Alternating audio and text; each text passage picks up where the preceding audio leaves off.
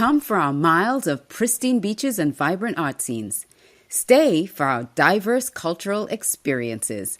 Plan your trip now, Miami and MiamiBeach.com. On this season of the Leading with Audacious Confidence podcast, we share stories from corporate executives and tips from those who coach them to high performance on what it really takes to build and keep your confidence in this fast-paced, ever-changing world of business, and how they inspire others to lead with confidence.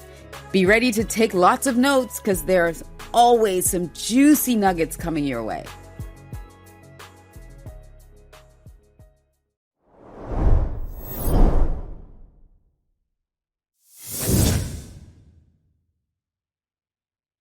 Well, hello, and welcome to another episode of Leading with Audacious Confidence. I'm your host, Alicia Curry, and I have a powerhouse with me today. It's Davina Frederick, and let me tell you about Davina. She is the founder and CEO of Wealthy Woman Lawyer and host of the Wealthy Woman Lawyer podcast, which is awesome. She's a Florida licensed attorney, business growth strategist, and coach. The Wealthy Woman Lawyer helps women law firms scale their own law firm business to and through $1 million so they can fully fund and still have time to enjoy the lifestyle of their dreams. That's what I'm all about. She is also a two-time author of books on law firm management and marketing. With over 30 years of experience in marketing, professional services, businesses, Davina has a wealth of knowledge on client acquisition, scaling law firms, and creating a wealth-generating law firm business with ease. Her clients have seen incredible results, including 286% increase in revenue and growth revenue of almost $1 million compared to the year prior. So, didn't I say powerhouse? So thank you, Davina, for raising your hand to come on this show. I'm so thankful. Thank you, Alicia, for the invitation. I'm excited to be here and have a conversation with you. So I'm really excited, first of all, to find out more about how you transitioned your experiences to doing this, because you didn't start off in law. You didn't start off in the legal field. So tell us about that, because I'm sure it was not without its challenges. Right. So I have a degree in journalism, and I thought I was going to be like a foreign correspondent, traveling the world and reporting on from war zones, which is hilarious if you know me, because I get motion sick if I walk too fast. So I'm not a good traveler, right? I travel, but I'm not a good traveler. You don't want to travel with me. But that didn't work out. I wound up getting married to my first husband and staying here in Orlando. And so I needed to get a job, and I wanted to work at newspapers. And the only newspaper in town was the Orlando Sentinel. And I didn't think they would hire me right out of journalism school when it was so competitive at the time. And so I got a job as a technical writer for a professional engineering services company. And it really was a marketing position. And it evolved into more and more into a marketing position.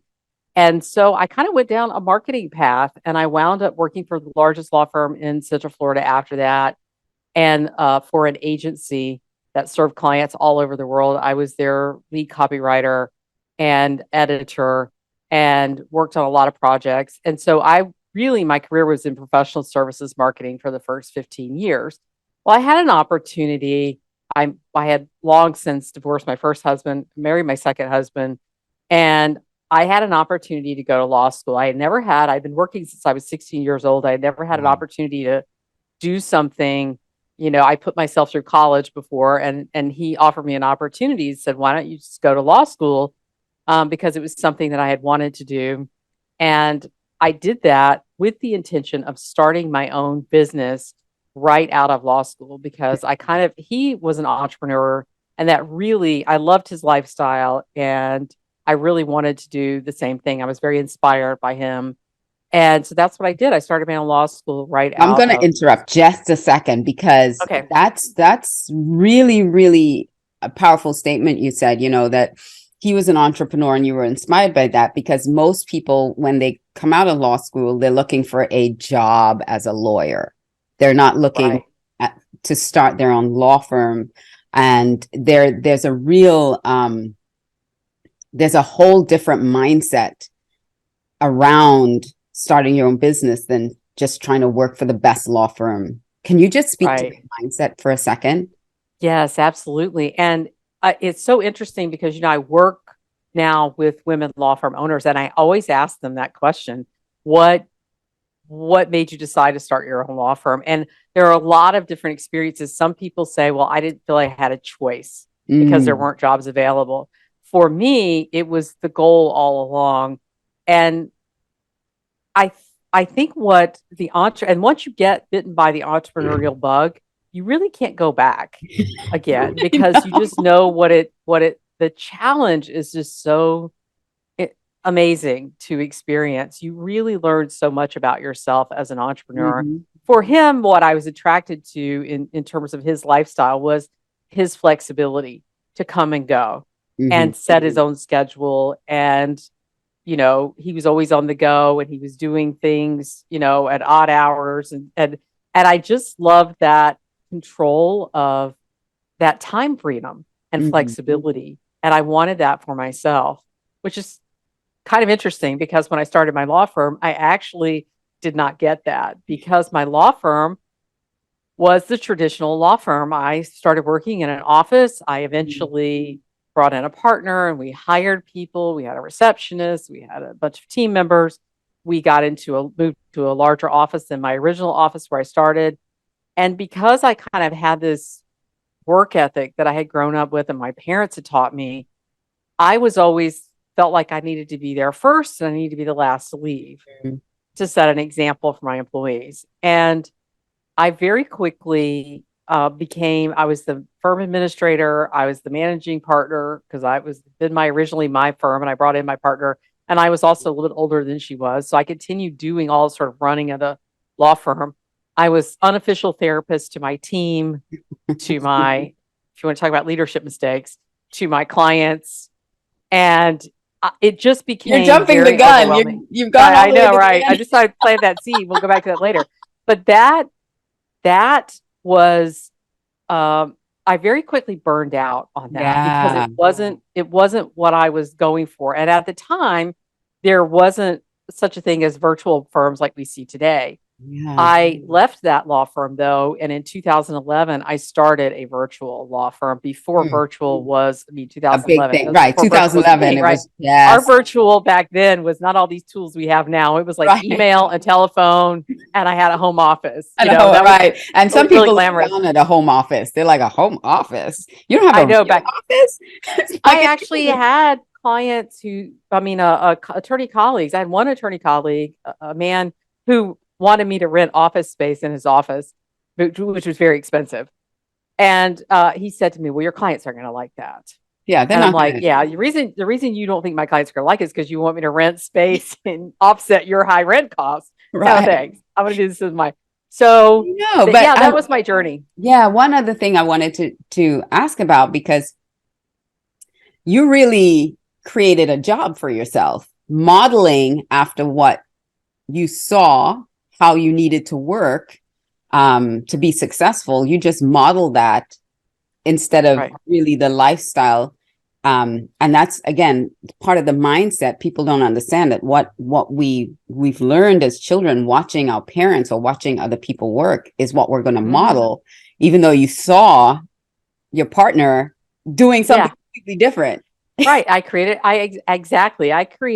the traditional, structure model of work where we have a business, we get there early, we leave late, all of that. And we do all the stuff. We do all the things. Yeah. And I didn't, and in addition to being actually practicing law, being a lawyer. So I was doing all of this in addition to that, and had a litigation practice. And so it very quickly burned me out. I had also turned 40 when I, started my firm. That was about the age I was. And I had I always think if I had started this when I was in my 30s, early 30s or late 20s, it probably would have been a different experience for me. But I was tired. I got to tell you, I was tired. Law school wore me out. I don't see how people, did it.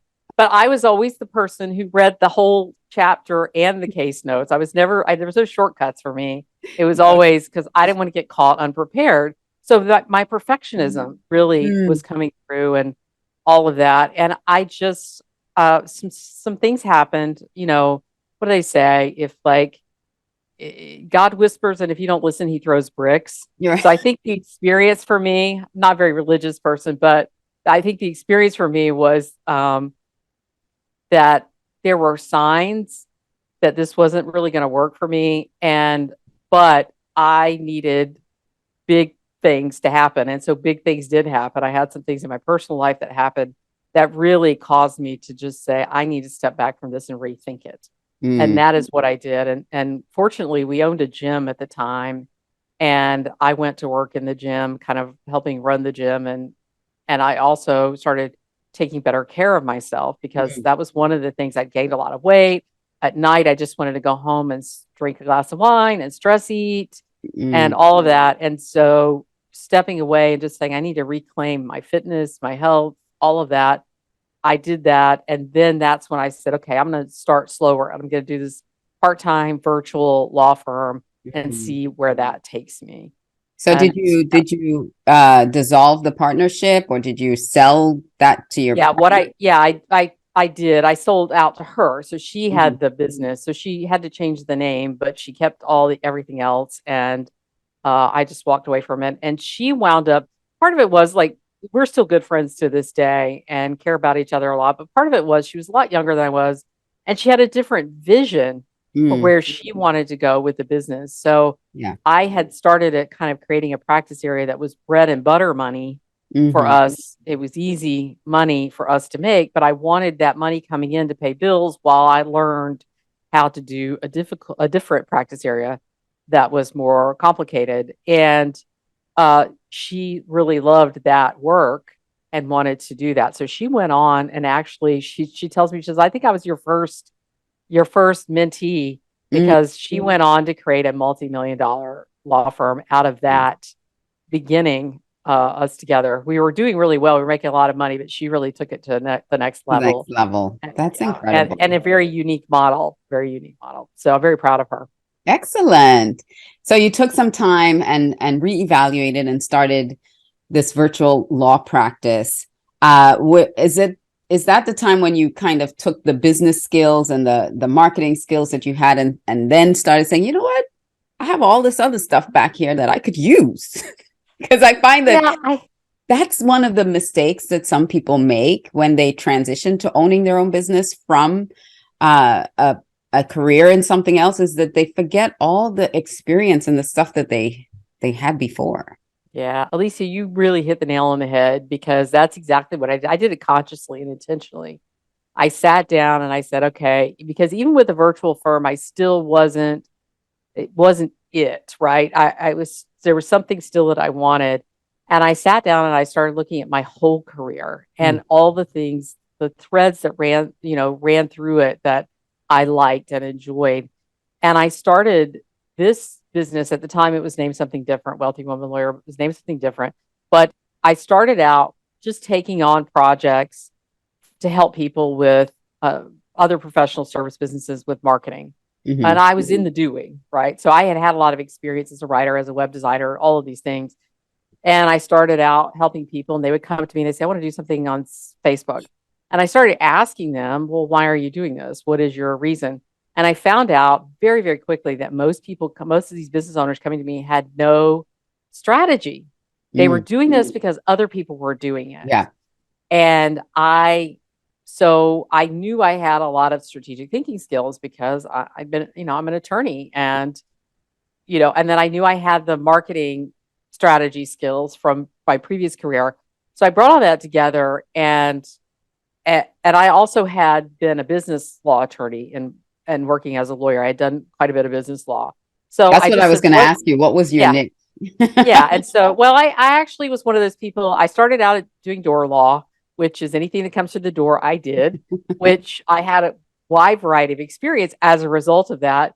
I don't recommend necessarily people do it, but I'm a Gemini. I like a lot of Oh, variety. me too. We're Oh, so there you much go. in That's why we common. love each other so much. Yes. So, And you're wearing my color, so you know I yeah, loved you the minute you exactly. came on. Yeah, exactly. So I like a lot of variety and I like to learn new things. I'm a lifelong learner, you know. Mhm. So I did have some I did divorce law, family law. I had a one-off adoption case here and there, but I mostly that very consumer based. So estate planning, divorce, family law, Mhm. and landlord tenant and some real estate, a little bit of real. Well, my bread and butter money was real estate, but it was in the foreclosure area, and then business law for small businesses. So over time, I eventually went down to a lot in this estate planning area, and business law. So that family law sort of went away for me. Um, but I just started thinking about it. And what happened is I got invited to a coaching conference. And it was one of these big, if you've ever been to one of these big coaching conferences where there's a lot of loud music and flashy lights and Mhm. people telling tearful testimonials and stuff like that. And, it changed my life. And I was like really intrigued by all of that. And I took up one of the free coaching sessions, which is a sales conversation. And I Mhm. bought into this coaching program. And it was a, you know, coaching program where there were conferences you went to and stuff. And I think I only went to one. But that particular coach did not work for me because I didn't yet know what I wanted. And Mhm. so it didn't really work for me, but it did lead. Forever grateful to her because it did lead me into the coaching world. It And was a cookie. That's that for me it really opened my eyes to that sort of opportunity. And I had a lot of women business owners. Well, I work with some men too, but initially it was professional service businesses who Mhm. came to me and said, "How do you do it?" And that is how I started teaching how to do it because I had done it and they saw that. And then the majority of my clients were women law firm owners because They they were were the doing what ones you who did at the they said, beginning. "I want to find an attorney coach. I don't want just any coach out there who works. I want somebody who works Someone with that lawyers, understands what we're lawyer, going through. really." And How so that's how and then eventually I rebranded to Wealthy Woman Lawyer just to make that stronger message to identify clearly these are who I work with. These are the people I work. These are my people. those are your people. I love Right. that. And I want you to share the value since I opened the door to niching, the value of a law firm niching because I see this a lot that people, oh yeah, I can do this and this and this and this and this. And we see that in business as well. But specifically around law firms, what is the value of really staking your claim and saying, I do this? So it's interesting because I have two different points of view on it. And so one is that the law is too vast and too detailed for you to know everything about every area of practice. And you can get into trouble, which is why some of my initial cases that I did not pursue others after it because I recognize that I would have to go all in or not, Mhm. right? So to really be the best attorney you can be, you have to narrow your scope and say, I'm going to go deep into something instead of surface into many things, right? It's Mhm. like anything, right? If Right. you really want to become a scuba diver, you're a little bit of snorkeling every other weekend isn't going to get you there. You have to really get in and learn how to be, a scuba diver, right? Mhm. Um, and so that from that perspective, I think it's important to develop a niche, and you will stand out more in the market because you'll be the The go-to person who on this. specializes in this thing, Mhm. right? You'll be the expert in this thing. So I have my cousin who's one of the instrumental people in inspiring me to go to law school. Has been a lawyer now for I don't know 40 something years, and he says I don't do car wrecks, I don't do divorces, I do criminal defense, and in particular DWI, which is what they call it where he lives in DUI in Florida. Mhm. And so he is well known for this. So anybody who has a criminal that been charged with something, a criminal offense, they want the guy. This is his specialty. He doesn't get distracted by these other things. So that's very powerful branding. The other thing, though, I want to say, though, is there is a caveat to that. I often work with my clients and I find that they need a little diversification in their practice areas because maybe they're in an area that is kind of a loss leader.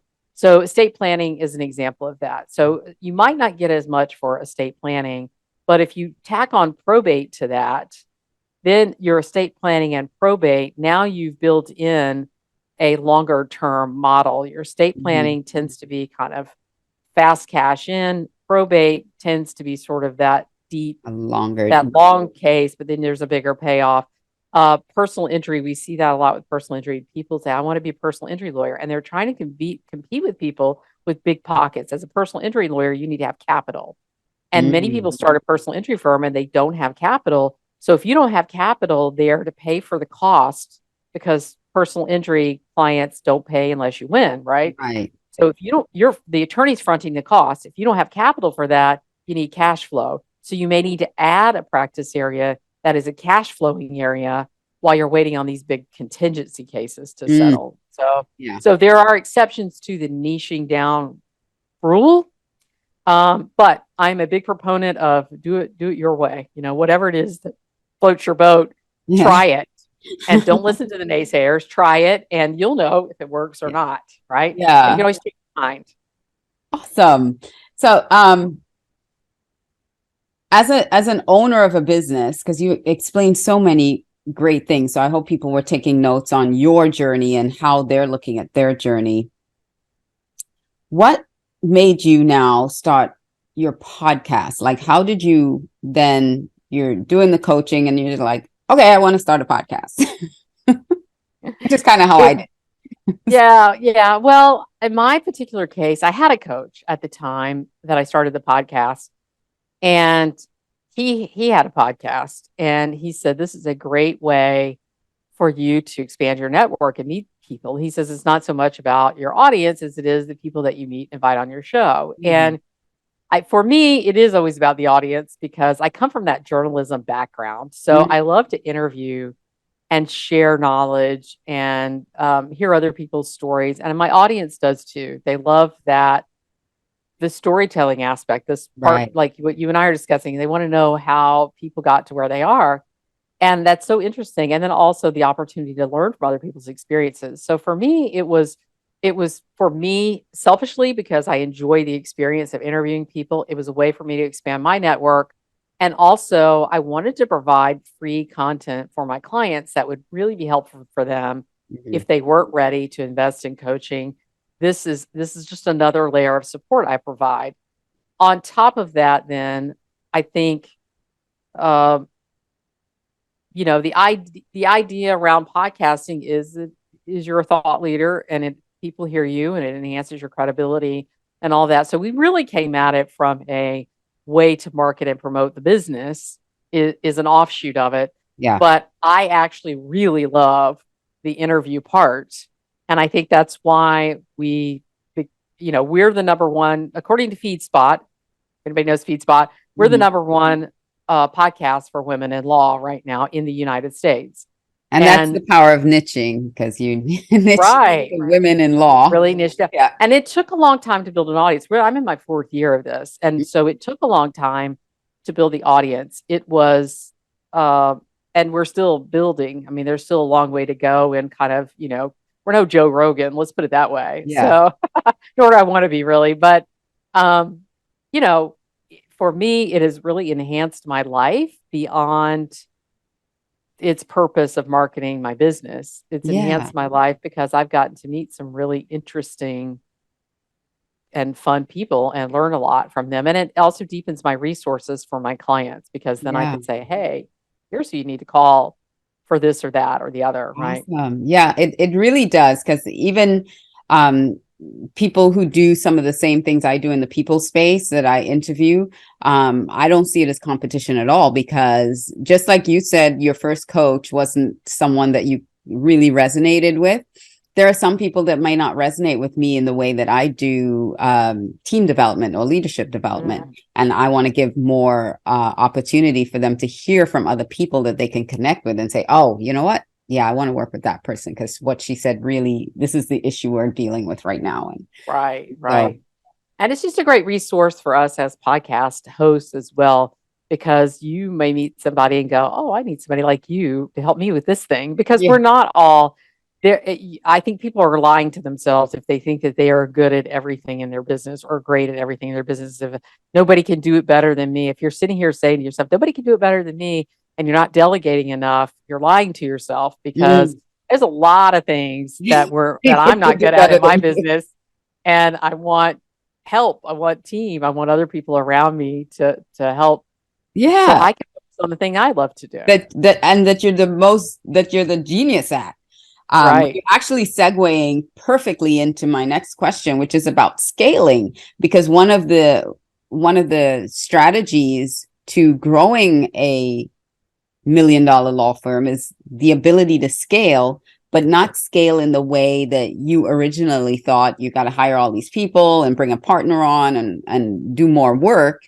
There's a different way of scaling. Can you share with the audience what scale means to you and how a law firm can scale and give you more freedom, release the control that you feel like you need to have all the time?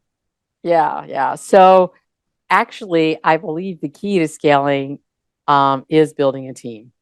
So one of the things I ask people from the beginning, do you want a laptop lifestyle, or do you want a large business with your name on the door and you're the partner and you've got 20 lawyers working for you? What do you want? Because that makes a big difference in the approach to scaling, right? Mm-hmm. So, an online business, we may scale without employees, but we may have a lot of vendors and teams and we also have a lot of automation. We're seeing law firms, the young women lawyers are using a lot of automation to Mm-hmm. help them scale their business. The key, though, is you still need a team. You still need people, whether you're outsourcing or whether you have a law firm that you're trying to grow, like a traditional sort of model. Because there are a lot of my clients who are very much traditional model. They say, I want an office. I want everybody here. I want to be here. They love being lawyers, Mm-hmm. and they want to get bigger and have more lawyers work for them. So some of my clients go down that path. Others of my clients say, I don't want to have an office. And I have one client who does not have an office, but she has 6 lawyers who work for her, and they're all locally remote. And she has her paralegal team is locally remote and her legal assistant is locally remote. And so no office. And she's built, first year we worked together, she was around 800 in gross annual revenue. In the second year, that was the end of the first year when she hired me. And at the end of our year working together, she was at 1.8. She added $1 million to her bottom line. And this last year, she was 2.2. So without a physical plant, a physical office space. But I have another client who has a physical office space who has made over $1 million year after year after year working together. And she loves having her office in a cute little downtown place. So it's Mm-hmm. all really about helping people realize their own vision of Yeah. but it does take people, it does take systems, and it does take a change in your mindset. What got you here is not going to be the thing to get you to the next level. Right. It's like Marshall Goldsmith is, what got you here won't take you there. So, um, do you still practice law? I am still a licensed attorney, so my license is active. In fact, I am right now experiencing the pain of having to get my 33 hours of CLDs done before the end of May.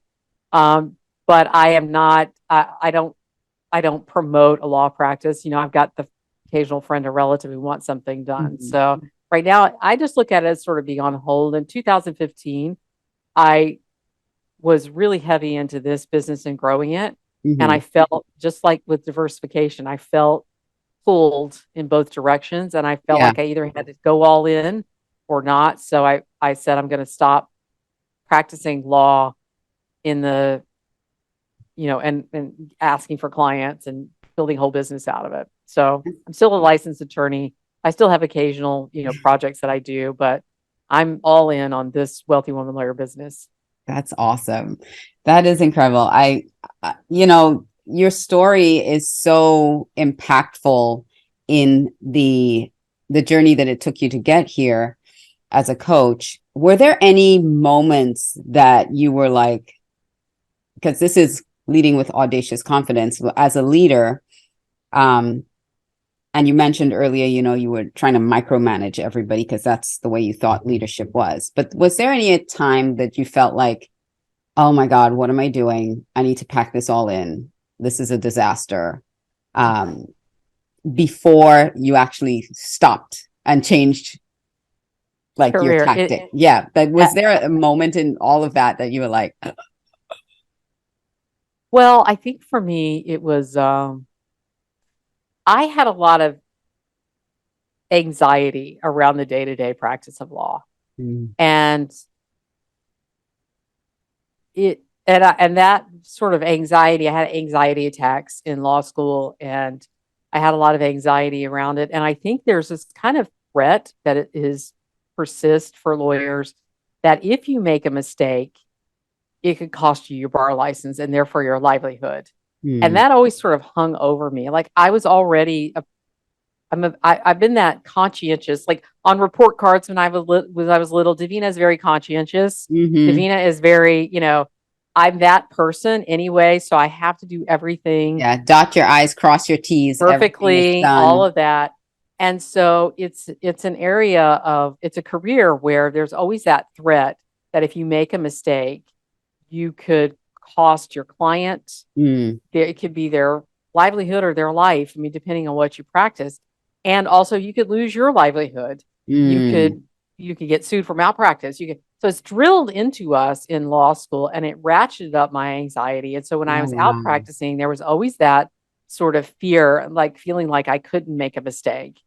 And for me, and then there are lawyers, opposing counsel. I'm sad to say, there are lawyers in our profession who prey on that when they see new lawyers who are building a business or what, they prey on it and they poke at the fear. So I remember I had a lawyer who was just a piece of crap, and I just filed, a petition, and I filed for the divorce for somebody, and he set motion for sanctions for something, and it was just bogus, but it's to mess with my young mind. And so for me, there was a lot of that, and part of my stepping away came as a result of there were a lot of things going on, and it was causing such anxiety that I said, I have to stop.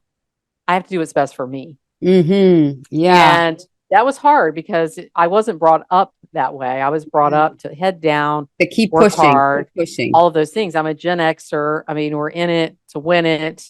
And so that wasn't something, that was something that really a lot of people, I'm sure, looked at and judged. And I had to sort of accept that was going to be the case. So yeah, it evolved for me throughout the whole thing. And why I love doing what I do now is because I'm a natural encourager. And I'm able as a Gemini. I'm able to work with people and be in a role where sometimes I have to say tough things and have tough conversations, but it's not my everyday existence to be in conflict. Right. So is that something that you notice in your clients as well, when you see that and you can help them walk through that too, because you've experienced what that anxiety? Oh, absolutely. A lot of them who come to me come from a place of fear of making a mistake. And so they're not growing their business because they're afraid of making a mistake. Most of my clients don't have the anxiety around being a lawyer that I had, right? But around the anxiety comes around growing their business.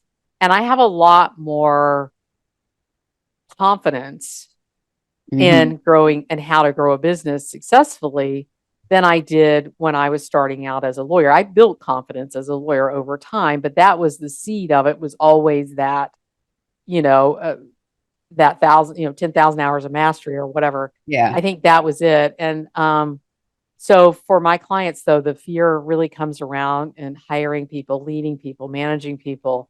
How do I do this? How do I pay them? Is the money going to come? Marketing. So it's all the elements of scaling a business is really where their fear is coming in. So this is what we do: is we help them overcome those fears step by step. Like instead of just catastrophizing and taking it all the way out and, oh my God, this is what we help bring that down a little bit so that they can function. Yeah. And we're going to go into rapid fire in a second, but I did have a question about just the difference between having a law firm and having a business, just to frame that so that people understand that, owning a law firm, that you also have to have a business mindset around it. It's not just, yeah, you're on your own and you're practicing law. You have to know there are other things that need to be addressed as a business owner now. Can you just speak into that a little bit? Absolutely. The differences and why it's important. Yeah. So in law school, we're taught to think like a lawyer. We all talk about it. Think like a lawyer. That's what your law school training is for, is to teach you how to be able to make an argument for whatever side you're on. And so you really are, working on those critical thinking skills. When we graduate from law school, if we go get a job and we work as a lawyer, we get to think like a lawyer, and that's all we have to do, right? But if you decide to then start a business, that requires a different type of thinking. So you have to think like a lawyer when you're dealing with your legal matters, but you need to also think like a CEO.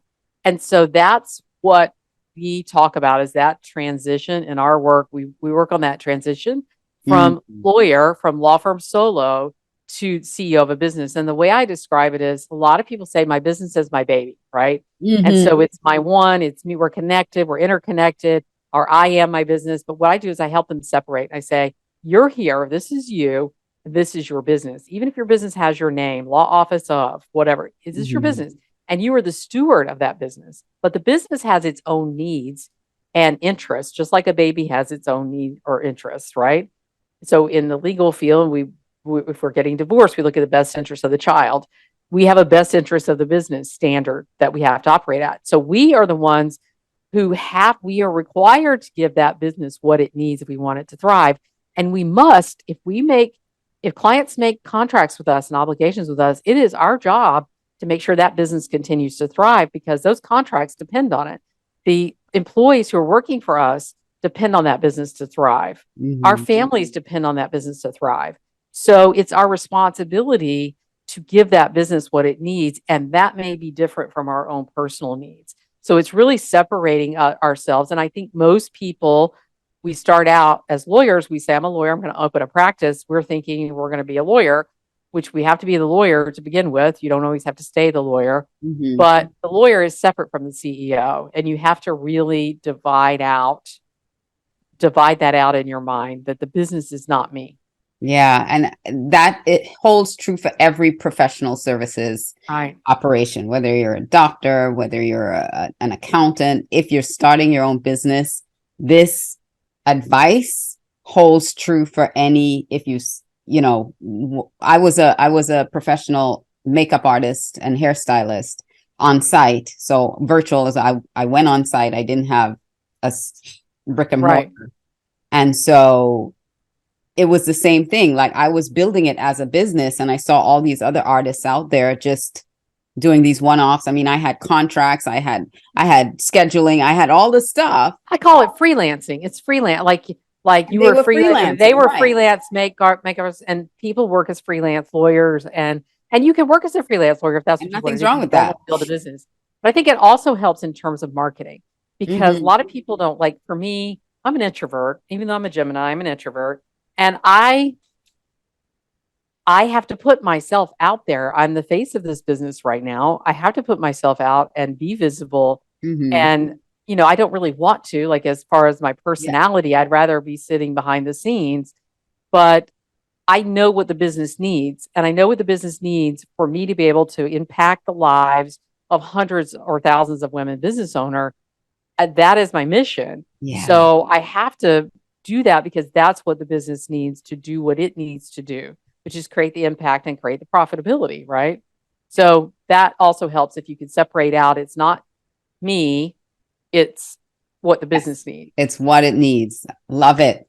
Love that answer. And so we're going to harken back to at the beginning of this when we started talking to the rapid fire and what is your biggest leadership mistake that you believe you either made yourself or was a victim of? Well, I will, since I planted the seed for that, that wasn't the mistake I was going to talk about, but Oh, I am okay. going to go back to that since I planted the seed of that. I made the mistake of trying to be a fixer, of feeling like I needed to help people deal with their personal problems or not drawing enough boundaries between my role as a leader of the business and being a therapist for people. So they would come to me and my employees would come to me and they would have a problem. And I was, I'm a Therapist, you were fixer. everything. And instead of saying, okay, you need to fix this problem. Here's how this affects the business. And you need to, we can focus on this piece. And I did that when I started out coaching too. I definitely didn't draw the boundaries around what I was responsible for and what the clients were responsible for in an emotional way, in a relationship way. And going all virtual was wonderful for me because it really helped me draw those boundaries because the technology helps draw those boundaries. But I could be very clear on here's what we're here to talk about today. And I'm not a therapist. I'm not qualified to help you deal with other things, right? I think that's a leadership mistake, is feeling like you need to take on other people's problems. Been there. Yeah, right. Yeah. We learn, right? We learn and we do better. As Maya Angelou would say, know better, do better. Do better. And there's a difference between being empathetic and being a fixer, needing to be the rescuer, Right. Exactly. Exactly. So what is the best leadership advice that you've ever gotten that you still implement today? So I have two different pieces of advice. One is from the mentor I mentioned earlier, who says, the less I do, the more I make. And I love that. I just learned that from him a few years ago. The less I do, the more I make. And that gets me out of the doing, because I'm a doer and most of my clients are doers. And I need to get out of the doing and I need to get into the leading and the teaching and the inspiring. And so the less I do, the more I make. And the other one goes to the conversation we just had. My best friend said to me years ago, probably 20 years ago, she said, sometimes the best gift you can give someone is the opportunity to solve their own problems. Yeah. And I thought that was such powerful, and I still use it today. Sometimes the best gift you can give someone is the opportunity to solve their own problems. And because it's so tempting with people we love or people we care about or clients to jump in and say, do this, do this, do this, do this. And really what we need to be doing is saying, what do you think? What do you think? Right? Yeah. I think my kids get upset with me when I do. Just tell me, Mom. Just tell me what to think. Oh, yeah. My mother was that kind of mother. Go look it up. How can I look it up in the dictionary if I can't spell it?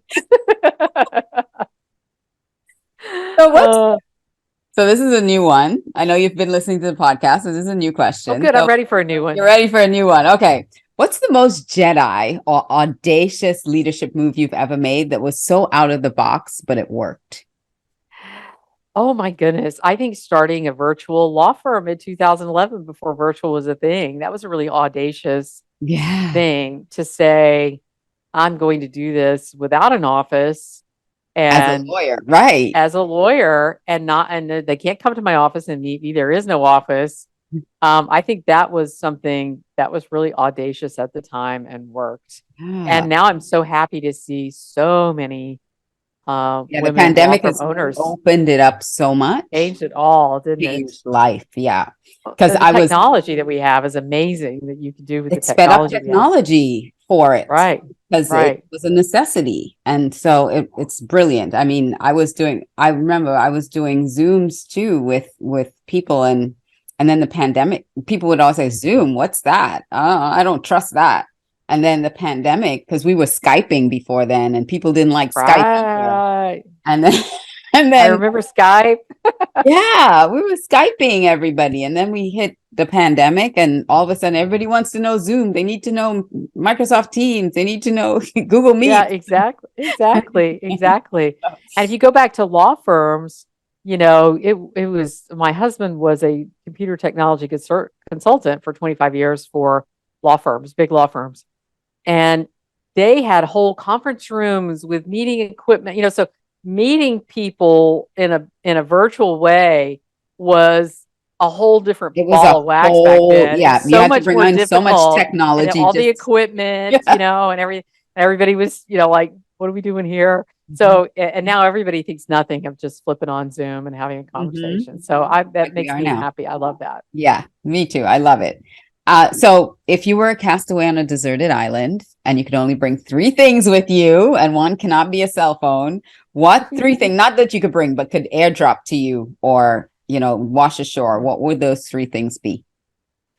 So yeah, when I heard you ask this question on another podcast, you said, "What if the wash ashore?" And I thought, those three things would be my husband in a boat with a satellite phone.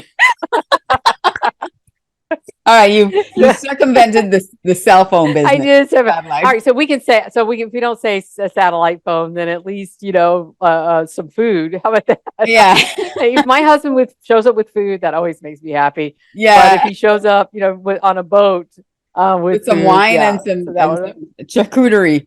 It's like, exactly. He can't make me happier than to give me a steak or, some nice. coffee. Awesome. I love that. So who is someone that inspires you every day? Oh, well, so I would say my husband because, but I've mentioned him several times already. But it's fine if because But he has he inspired you does to start inspire a me. business. He does inspire me That's every day sweet. because of his, like I said, it was his sort of way of living and moving through the world that I really looked at. And it was the first time I saw that because I grew up in a family, works for the government, goes to the job, and all of that. And it was the first time I saw that there could be a different Mm. lifestyle. And he also has way more energy than I do. Um, he's like an energizer bunny and he does a million things at one time. And I don't have that personality. I have more of a couch sitting personality. So he But inspires the me to be fact that he healthier. pulls you out of that Right. to inspire He you to does. do stuff, that's He's amazing. very into fitness. He's very, very fit. He's the same age, 6 months younger than I am. And he's very much into fitness and nutrition. So he keeps me healthy too and keeps my head in the, you need to take care of yourself. Mm. So he's somebody who inspires me every day, really. I'm not Mm. somebody who I don't really look at other people. I've never been somebody who's like a celebrity Yeah. worshiper or anybody like that. I think everybody has something to contribute and to give, and you can learn a lot from a lot of people. And I follow a lot of people, certainly, but I also think that everybody has a side that you don't see. And so I've never been much of a hero worshiper in that way. Yeah. Okay. So if you could choose one person, real or fictional, alive or past, that you'd want to sit down and break bread with just to like really ask them stuff, who would that be? Oh gosh. It can't be your husband again because we already just No, it heard. won't be. He's alive, so we'll leave him here. I was thinking somebody who's passed. I mean, for me, there are a lot of people who, there are a lot of famous people that I could probably name that I would say, oh, I'd love to like talk to them or pick their brain or whatever. But honestly, the very first thought that came to my mind is my grandmother. She lived to Mm. be Ooh, I 96, love almost that. 97, and I miss her. She passed away 5 years ago. Oh, wow. And she would be the person that I would just want to sit and talk with. And I'm getting teary eyed. Wonderful. Oh, that's beautiful. So, Yeah. Yeah. Mine just turned 101. Last wow, month that's in February. incredible. That's Mm. incredible. What a gift. What a Yeah. gift. I think to myself that I was so lucky because I got to know all of my grandparents. I two Mm. of them as an adult. My two grandmothers did not pass away till I was in my 50s. Oh, wow. And so That's that awesome. that for me, I feel is quite a gift when you have a grandparent that's around so long that you get to know them as an adult. Yeah. That's even your parents. It's a whole Yeah, different my parents relationship. are in their 80s now, and Yeah. it's a challenge. They're getting in their mid 80s. Hmm. So yeah, hold them close. So I have one last question. What is a book you're reading now, or what are your top 3 titles that you would recommend for people? So I have some books that I'm reading now. I got them just so I could show them. This one is The Road to Independence and the 101 Women's Journeys to Starting Their Own Law Firms. Ooh, nice. So this is something I just started reading. I am a multiple book reader. At the same time. I'm this surrounded by books that I'm reading. This is a book that I've just recently reread, and that's Traction. If anybody hasn't read Traction, they should read Traction. Yeah. I just got a book called Master Your Emotions. And I saw somebody recommend that. And I thought, because it's one of those things that I'm always working on doing. I tell my nephews, they're 20 now, it's like, he who controls his emotions wins. Like in any sort of situation, wins. And so it's something that, I've always been, I'm a very empathetic person and all that, but I've always worked to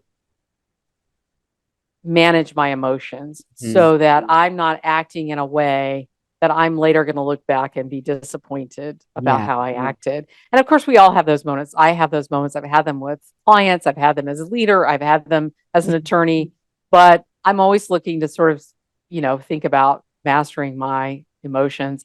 And the other book I would say would be The Science of Getting Rich by Wallace Wattles. I think I got that right there. Yeah. Yeah, I think that's a life-changing book that a lot of people. I have to throw some wealth book in there because it's not Wealthy Woman Lawyer without it. So that's those are books I'd recommend. And I have many others. I have others sitting here. I have others all around. Yeah, I know. Like you, I've got 2 bookcases, plus I have a third in the corner, plus what's on my phone, my Kindle and my Audible. So I could talk about books for a whole podcast. And I have. Oh, thank you. Maybe we should do that one day. You and I just talk books on a podcast. Yeah, there we go. Thank you so much about this has been really great. I appreciated this conversation so much. And I'd love for us to continue our conversation beyond just this podcast. Me too. I've enjoyed it a lot. Thank you. And for all those of you watching, I just want to encourage you to lead yourself, lead your teams, and lead your organization with audacious confidence. Until next time, this is Alicia Curry saying bye for now.